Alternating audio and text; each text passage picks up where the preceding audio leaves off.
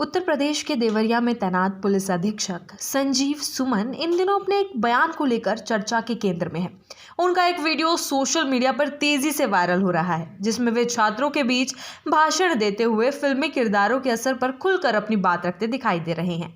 उन्होंने अपने संबोधन में पुष्पा, केजीएफ के रॉकी भाई और अन्य फिल्मों के नकारात्मक किरदारों का उदाहरण देते हुए ये चेतावनी दी कि यदि कोई व्यक्ति इन फिल्मों के नकारात्मक प्रभाव में आकर गुंडागर्दी करता है तो पुलिस उसे बिल्कुल बर्दाश्त नहीं करेगी। वीडियो में एसपी संजीव सुमन कहते हैं कि यदि पुष्पा जैसे किरदार उनके सामने या पुलिस के सामने आए, ऐसे लोग जो खुद को फिल्मी हीरो समझकर कानून तोड़ने की सोचते हैं, तो उन्हें लाठी से पीट कर ठीक कर दिया जाएगा। उनके अनुसार आजकल सिनेमा की वजह से एक गलत धारणा बन रही है कि जिसमें फिल्मों के विलेन नकारात्मक रोल और एंटी हीरो बने किरदारों को समाज का एक तबका हीरो की तरह देखने लगा है। उन्होंने कहा कि केजीएफ के रॉकी भाई हो या अन्य फिल्मों के डॉन और विलेन, इन सभी नेगेटिव कैरेक्टर्स को मीडिया और सोशल मीडिया ने ऐसा प्रस्तुत किया जैसे वे समाज में आदर्श हो। एसपी के अनुसार विडंबना यह है कि बड़े बड़े अभिनेता भी अब नकारात्मक भूमिकाएं करने में हिचक नहीं रहे हैं, क्योंकि उन्हें पता है कि आज के युवाओं को ऐसा कंटेंट ज्यादा पसंद आता है।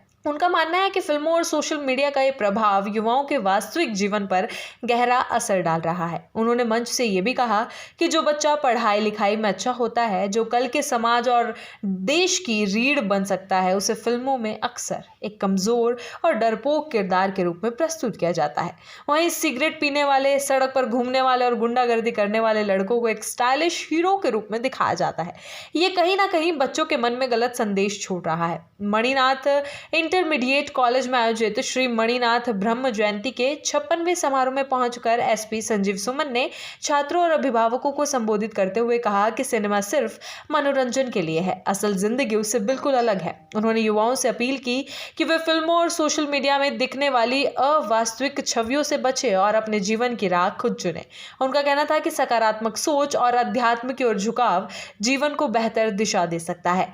संजीव सुमन सिर्फ एक पुलिस अधिकारी नहीं, बल्कि अपने संघर्षों की मिसाल भी है। बिहार के खगड़िया जिले में जन्मे संजीव सुमन सामान्य परिवार से आते हैं। सीमित संसाधनों के बीच उन्होंने कठिन परिस्थितियों में शिक्षा हासिल की।